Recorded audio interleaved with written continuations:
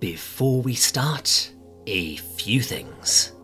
First up, a big thanks to the handful of people who've tried that super thanks thing. I'm still not quite sure what it is, but yeah, I appreciate it regardless. It's very difficult for me to fully elaborate on how much this helps with motivation. See my fantastic patrons. Secondly, apparently, some of you aren't getting notifications right now. Make sure you have that bell icon selected, and aside from that, I have no idea. Just YouTube doing YouTube things, I guess. Ugh. Lastly, I want to give a special shout out to 3 specific folks, or quite possibly folkettes, who have really helped me with this Chainsaw Man series. First up, Davester2296 and Shred, who have very kindly let me use their damn brilliant music. I'll put links to their channels in the description. Please go and show them some love, and who knows, maybe Shred will start making content again, and then I can use said content. Win-win. Also, HydroXD, who is responsible for those insanely cool animated backdrops. He'll have a channel of his own very soon, so I'll link it up when it's up. With that out of the way, let's do this.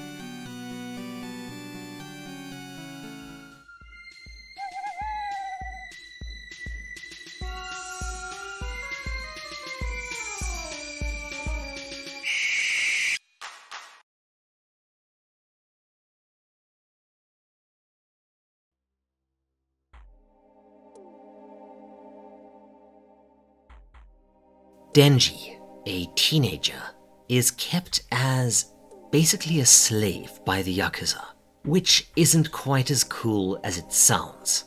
Side by side with his devil companion Pochita, they hunt devils for a pittance, barely able to feed themselves. Eventually, they are betrayed, and Pochita sacrifices himself to become Denji's heart, causing him to rise again as the hybrid Chainsaw Man. This Todd McFarlane looking piece of kick-ass. Soon, Denji is recruited by and falls head over heels for the beautiful, mysterious Makima, and becomes part of the public safety devil hunting organization, along with the stoic Aki, the wildcard Power, the loyal and dedicated Himeno, and 2 newbies, Arai, proof of smooth evolution between humans and broomsticks, and the naive and mildly unstable Kobeni, a young woman with a certain fondness for knives.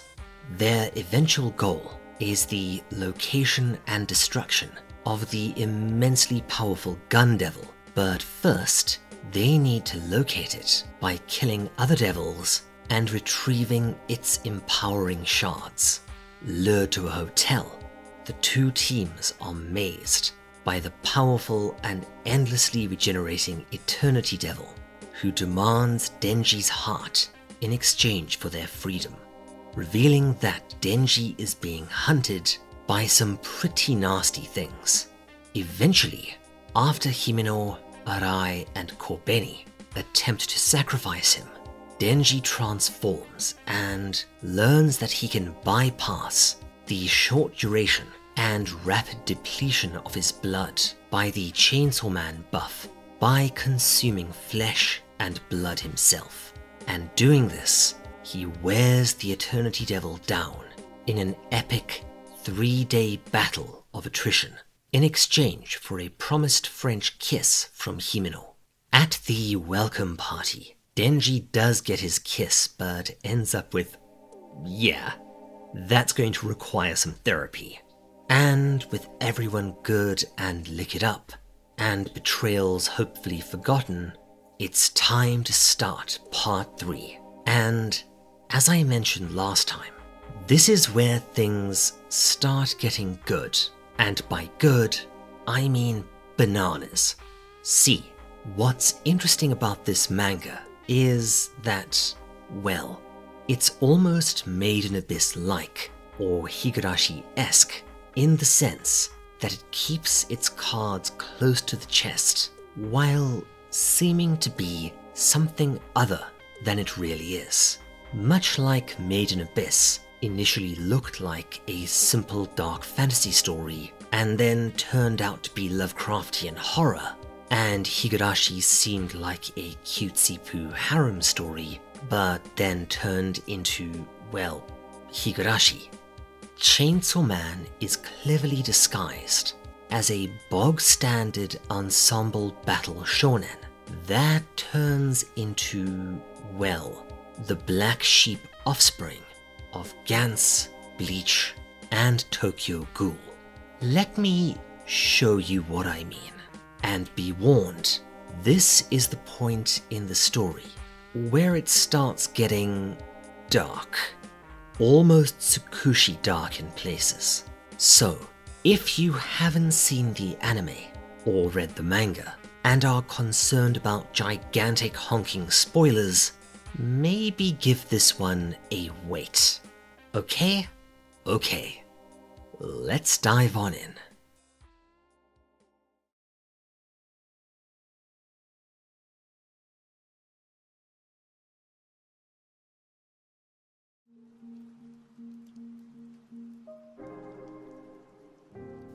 We rejoin Denji, who wakes up feeling absolutely rotten and dehydrated in the dark on someone's bed.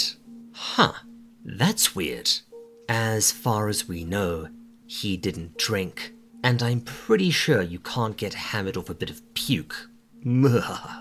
But he seems to be hungover anyway somehow. Okay, filing this one away for later. Turns out that he did indeed go home with Himeno, who is still completely snookerdoodled. She tells him that both he and Aki really should give up on Makima, who Himeno does not like for some reason. Despite Denji being quite ill, she still offers him a shag. Whether this is due to any feelings from her side, or just the boozy horny bugs talking, I'm not sure. But yeah, this scene is actually quite steamy, so I can't show you much of it.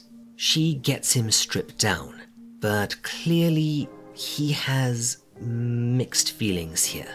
Not just because his first kiss was a shattering disaster, and this is the same lady, but because, well, Makima.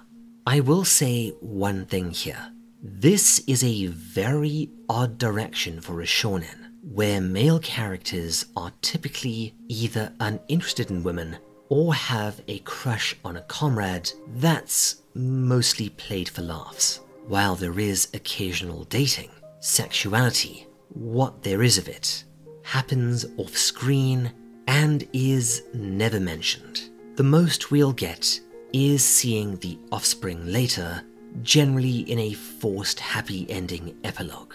Here though, it's frequently central to the plot, and especially in this scene, it isn't romanticized or played for laughs or titillation. Sexuality here is confusing, emotionally messy, somewhat unsettling, and even slightly gross. Denji is youngish, and he really does feel like a naive teenager, rather than some sort of exceptionalized or cartoonish version thereof. Again, this is quality writing and characterization from Fujimoto. Despite the fantastical setting and not-so story, his characters all feel remarkably human. I've compared Chainsaw Man to Gantz before, and this is one of the main reasons, as that was another manga that tackled teenagers pretty damn well. The adolescent male protagonists feel like, well, actual adolescents, and the story is, in many senses, about their maturation. A coming-of-age story, in a sense, although not as overt as something like Holy Land. As the two prepare to do some serious and, in Denji's case, mildly reluctant damage to the sheets, Himeno finds a lollipop in Denji's pocket, and he remembers that Makima gave him that, her Chupa Chup, as a first indirect kiss to give him at least some decent memories to help him forget about, yeah, that trauma. Back in Himeno's flat, we see that, likely because of Makima's keepsake, Denji declined her offer, choosing instead to wait for a chance to have his first time with someone he actually cares about. Makima, naturally in this case. Yeah, well done, mate. You're starting to grow up and become your own man. Hell, they even address another elephant in the room. Denji is 16, as far as he knows, making him, yikes, technically underage, as Himeno tells him over breakfast that she's glad they didn't go through with it, with that naturally being one of the big factors. She's still concerned about his affection for Makima, and hints that her personality might be a bit different to how Denji imagines it, but offers him a deal.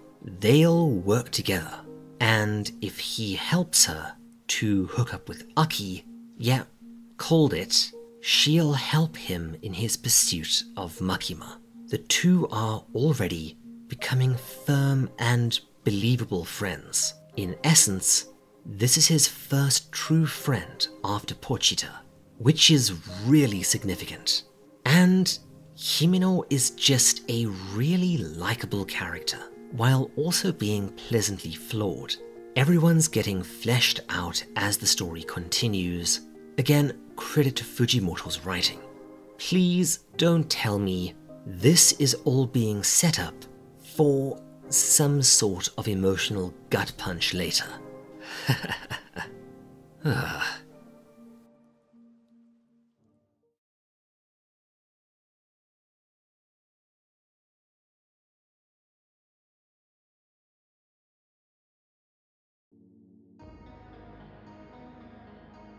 The arc really gets underway in the next bit, where we see Makima and a public safety co-worker on a train.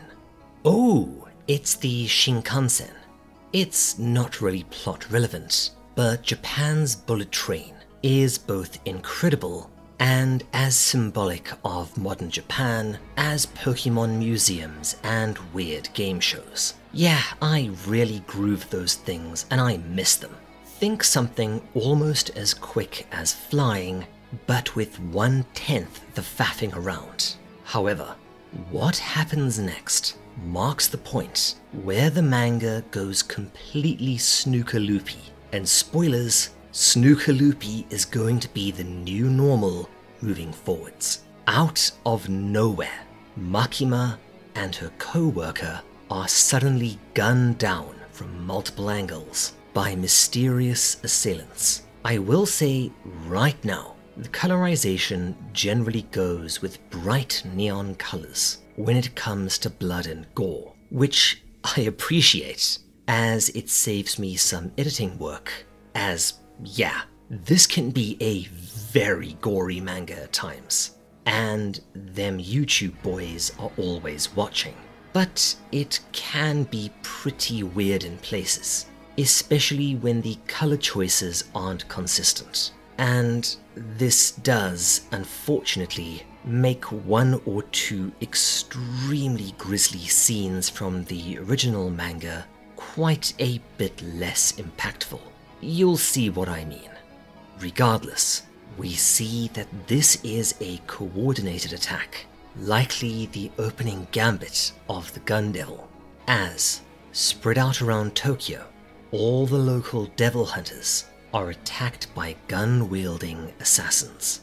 This sequence is, again, really evocative of Gantz, especially one of its most notorious sequences, which would be even more disturbing for a Japanese reader than a foreign reader. Let me see if I can explain. So, in brief, Japan's gun policies are odd and probably a bit different from how you imagine them.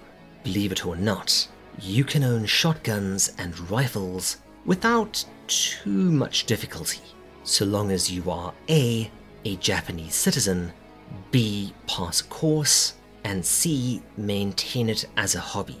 Handguns, on the other hand, aren't really a thing, and if you get pinched with one, you are going to be in jail for a very long time.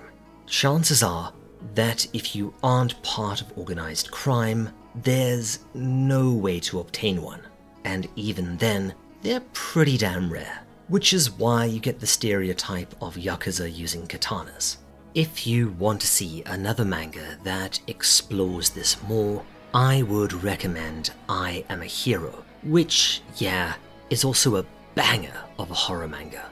Gun violence is thus only something you'd really see on TV and the news, and it's often highly sensationalized, creating a bit of a panic whenever an illegal weapon is found or a rare shooting within Japan occurs.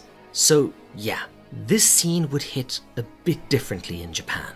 There's another really big mushroom cloud shaped elephant in the room here, but we'll get to that in a later video. Aki's squad are eating ramen along with Himino, likely brought along by Denji as part of their deal to help her get together with Aki. Suddenly, they hear gunfire noises outside, but before they can act, they are confronted by an strangely off-putting man who turns out to be the grandson of the Yakuza boss that Denji killed at the start of the story. This is also interesting. In this world, killing someone, even a complete butt pipe like that guy, will have consequences. Before Denji can respond, the man tells him that the gun devil sent him for his heart, and bloody hell, shoots Denji through the head. Holy crap, this manga just went from 0 to frigging 60 in a few pages. The gangster fires on the team, wounding Aki before power knocks him over, and Aki summons Kon, demolishing the restaurant. In the aftermath, we see that Denji appears to be dead, but somehow more concerning, Himeno caught a hot one right in the chest. Oh, come on, don't do this to me, manga. Suddenly, Kon tells Aki that there's something weird about what he swallowed. It wasn't a human or a devil. Uh-oh, as a long katana blade rips through the fox's head and this emerges. That's quite a design. The outfit is probably supposed to be similar to a Schustaffel uniform, which, yeah, let's not dwell on that. Oh, Japan. Anyway, meet Katana Man, which some sources have annoyingly translated as Sword Man, which sounds like a Mega Man villain. And yes, he is going to be a primary antagonist moving forwards, but worse yet, as you might have guessed from what Kon said, Katana is a hybrid like Denji, and he really does look like a sinister, well, more sinister version of the Chainsaw Man. We're doing the powers of the main character, but much stronger thing, which is another pretty common shonen trope. And just like that, we're in the shit again.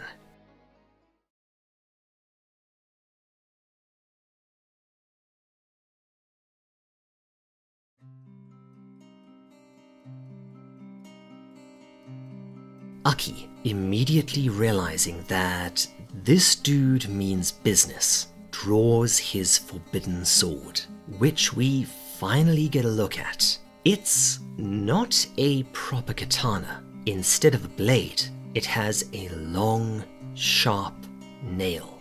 This will make sense in a bit. The two clash, and Aki slips behind his opponent, stabbing him with the nail and yelling fire, whereupon, okay, this is dope as hell.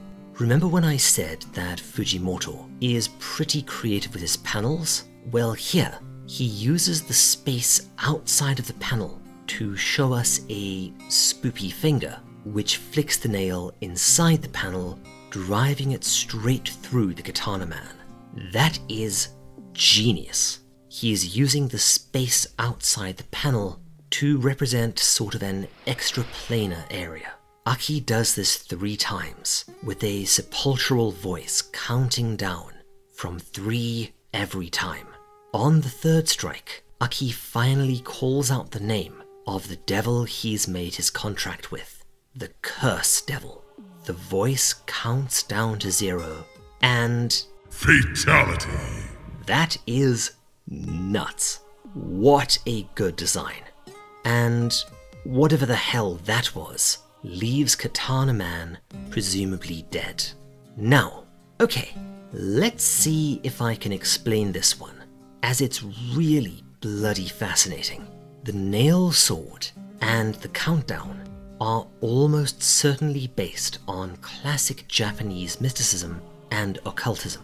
Despite its increasingly secular nature, Japanese society is also pretty damn superstitious, especially as far as blessings and curses are concerned. Just wait until we do Higurashi. Traditionally, to curse someone, you don an iron ring adorned with 3 lit candles. You might recognize this image, and wearing this, you hammer nails into a specific tree or a straw effigy every night for a week, between the hours of 1 AM and 3 AM. Doing so for a certain period of time, generally 7 days, which yes is where that's from, will cause your target to die. But if anyone sees you doing this, the curse will be broken. It's always fascinated me that this has similarities to the Haitian practice of voodoo or even some Norse traditions, and I've always wondered why. You can see a ton of these references here, from the countdown to the nail sword. The fact that it counts down to 0 from 3 might also be a reference to a common superstition in Japan, revolving around the number 4, which is pronounced shi in Japanese, synonymous with death, hence Shinigami to all you Bleach fans. Yes, Rinku, this means you. 4 is treated a bit like we do to 13 in the West, and it's a number to be avoided, if at all possible. Not just on stuff like hotel rooms, but for instance, when you give someone a monetary marriage gift, as is customary in Japan, never give them 40,000 yen or even 4 notes, as, according to this, it would doom the marriage. Where was I? Oh right, absolute frigging carnage. Aki leaves the downed creature, and power tells him that Himeno needs urgent medical attention. However, before they can act, they spot a blonde woman with slitted eyes, who's somehow wandered in unobserved. She compliments Aki on his swordsmanship, but before they know what's happening, she strolls over to the katana man, and he pops back up like a jack-in-the-box. Oh shitballs. Katana Man takes a stance that, yeah, another reference here that you might recognize. This is an Yaijutsu swordsmanship stance, which is typically followed by a rapid step forwards and a lightning quick draw, cut, and resheath technique. that anyone who's seen old samurai movies or Rurouni Kenshin will have seen plenty of times. And sure enough, Katana effortlessly moves past Aki, cutting him down in a spray of blood. With Aki and Denji down, and Himeno badly injured, the situation seems pretty grim. Regardless, these two opponents are far beyond their capabilities at the best of times. What the hell do they do now? Yeah, get ready, because what's about to happen absolutely gutted me.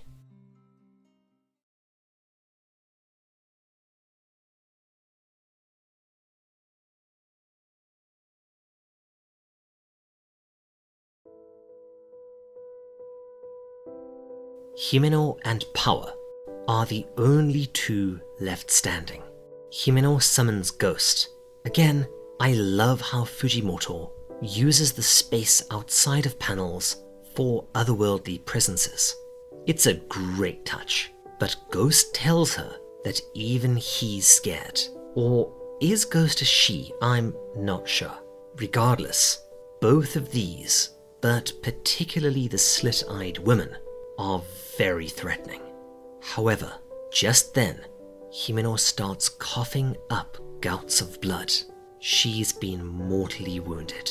She realizes that right now there is only one move left to her, and in desperation chooses to pay the ultimate price. She offers Ghost a contract for her entire body in exchange for its full power.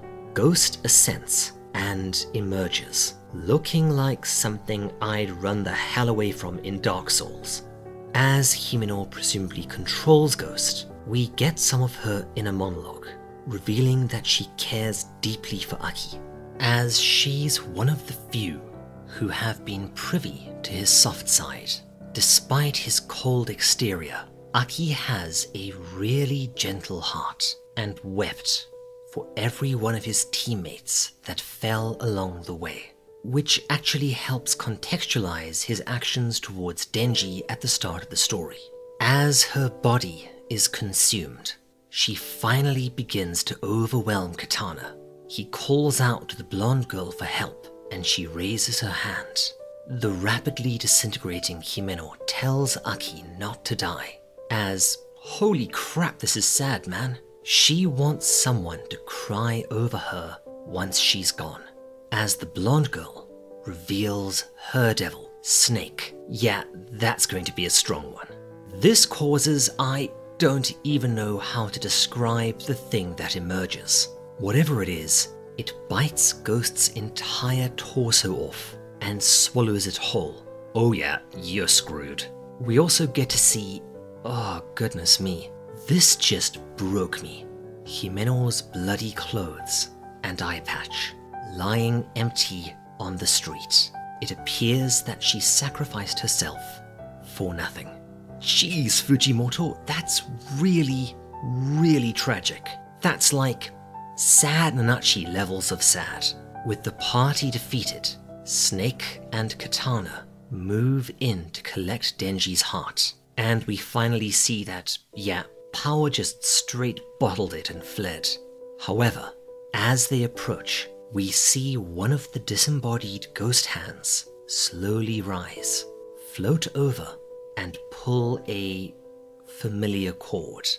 A furious Denji rises, transforms, and engages Katana once again.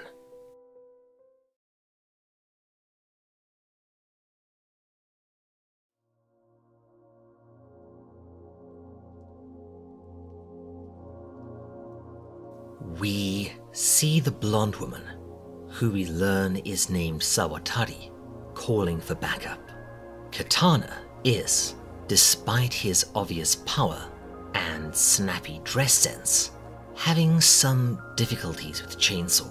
Sure enough, they're pretty evenly matched, which is a terrifying prospect, as we've already learned that Denji can dispatch even very powerful devils like Eternity and I guess, bat, without really breaking a sweat. So, these hybrids are pretty damn strong. I see. We're playing by StarCraft 2 rules here. Or I guess Tokyo Ghoul, which makes more sense. Because this is literally the one-eyed ghouls from Tokyo Ghoul again, although it's not spelled out quite as clearly. Not that I mind, it's a trope that I love. And there are 2 hybrids on the other side. Yikes-a-rooney.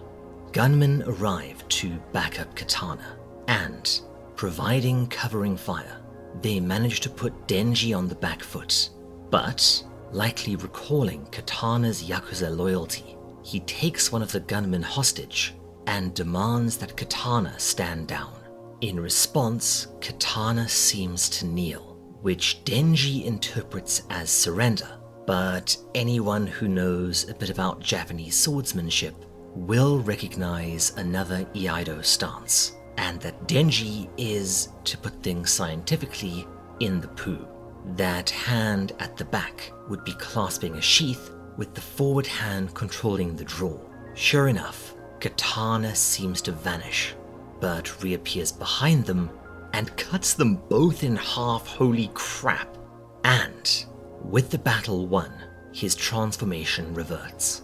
He and his cohorts begin transporting Denji's upper torso as the scene shifts over to show us complete devastation. The Gun Devil's gambit has been successful. The Devil Hunters have been annihilated. The dead include those 2 chaps from the drinking party. Did we ever get their names? Arai and Makima herself. I have to wonder if this entire all is lost moment is supposed to be quite similar to another famous, or perhaps infamous, sequence from Gantz. Because bloody hell, yeah, I guess this manga is done playing.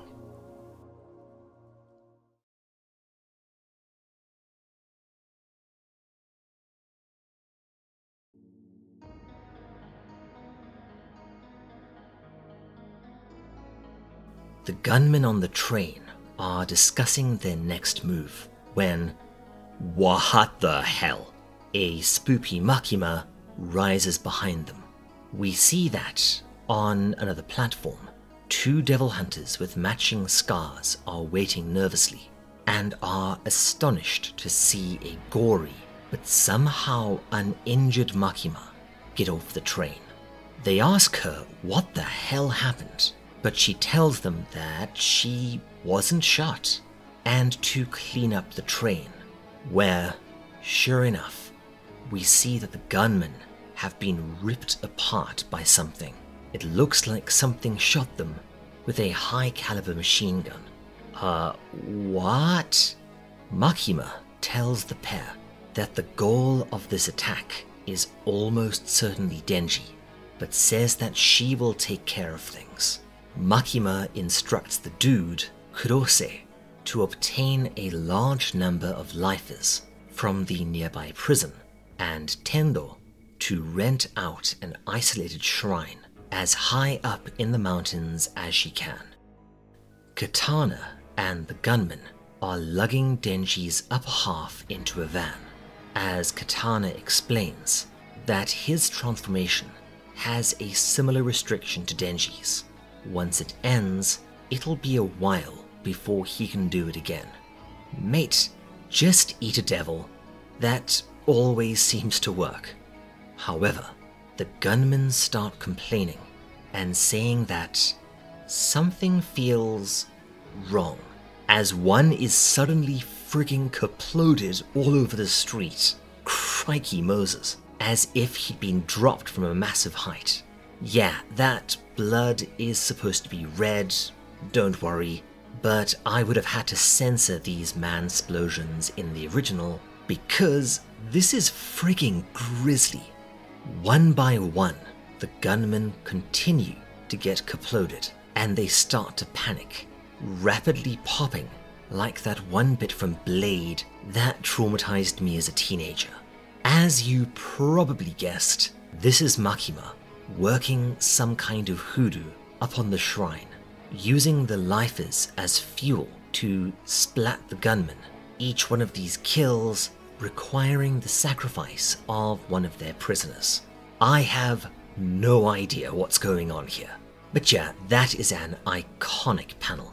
Once all the prisoners are dead, she tells her pair of assistants that she's done and is going back to Tokyo. Well, otsukare, I guess, but I would love to know exactly how the hell that all worked. Back over at the gangsters, it appears that Snake and Katana are the only two left alive. Realizing that this is Makima's doing, meaning that she's somehow still alive, the pair prepares to flee before, "Oh, hi Kobeni, I see you still have that knife." We get a brief flashback showing what happened to them. Arai shielded her, taking several bullets and dying. "Oh Arai, we barely knew you." After which, she presumably killed the shooter. Kobeni approaches Snake and Katana. Snake summons her, "Yeah, the best I can do is Dark Souls, boss." But Kobeni, revealing sudden astonishing agility, vaults up onto it and runs towards them, severing Katana's right arm and taking his gun, then popping him in the back twice as she flips over him. Well, that bit of awesome came out of nowhere. Snake is able to maneuver a reeling Katana into the van as Kobeni tends to Denji. Yes, I know, he's supposed to be taller than that, and we also see that, yeah, Kobeni is now nuttier than squirrel crap, having basically been psychologically shattered by recent events, including the Eternity Devil ordeal and the death of Arai. The whole knife plus insanity plus kind of ridiculously strong thing makes me wonder if Kobeni here is supposed to be the Juzo Suzuya of the party, and yeah, again, even though this is still a very silly kick blast splat shonen, it is taking things a bit more seriously. And oh, Fujimoto, you bastard, that's just cruel. Yeah, if you're hoping that this story is going to ease up on putting these characters through the meat grinder, baby, you ain't seen nothing yet. Makima meets with another gory hunter, who we learn is named Madoka. He tells her that they got their cheeks thoroughly clapped, and that the hunters have very nearly been wiped out. You could almost say that it was a Walpurgis, but tish. The higher-ups have appointed her as the leader of the surviving hunter forces, and Madoka resigns, saying that the division is getting too sinister for him, likely referring to the deals made with devils, now including a fiend and a hybrid in their ranks, and probably that Makima is starting to seem quite ominous herself. We see Denji and Power. Wait, wasn't he cut in half?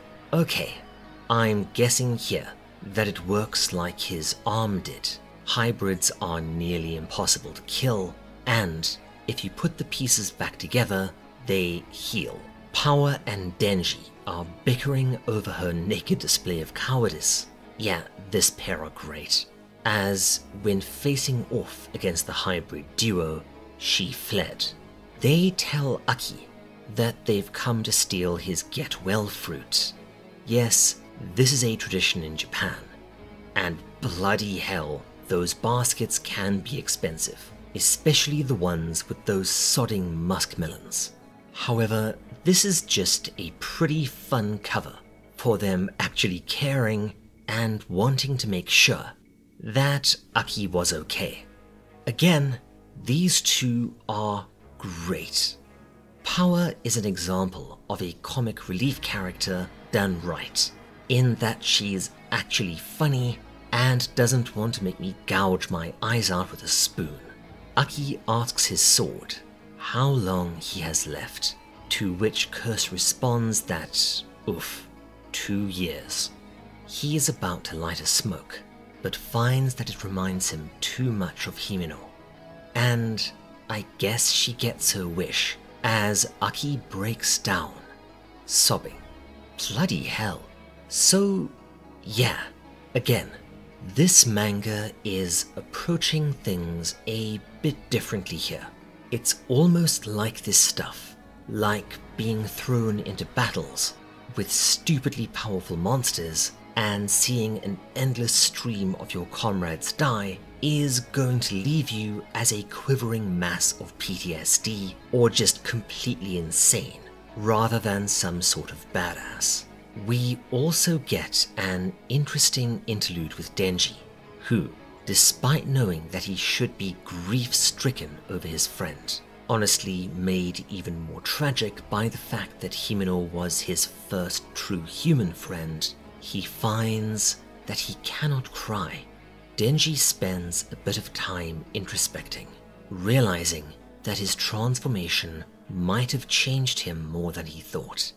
Even in the worst case scenario of Makima dying, he reckons that he'd probably be okay. So, the scene is set, and we've established that, well, we're going to have quite a different tone moving forwards. The mask is falling away, and this is going to be dark, brutal, and quite a bit more impactful than screaming goats throwing kamehamehas at each other. Yeah, we're gonna have angst, sadness, betrayal, loss, and death. And this is only the beginning. But we will leave that for next time. Let's call this here. Thanks for watching. Before we wrap up, I want to give special thanks to Astrixic Gaming, Cheerful Satanist, Brurier, Robert Dote, Say Rory, Jacob Ramsey, Crazy, Piece of Yeast, Rafferty, and XTC Pill. If you want to see more like this, I would highly recommend subscribing, and if you want to get notifications, click that silly bell. Yeah, I have no idea why YouTube still works like that. If you want to help us out, you could always head over to our Patreon, and otherwise, why not stop by our Discord? It really is a blast over there. And hey, we're even doing a writing contest next month for all you aspiring horror writers out there. With that, cheers, take care my friends, and I'll see you next time. This is the Owl, signing off.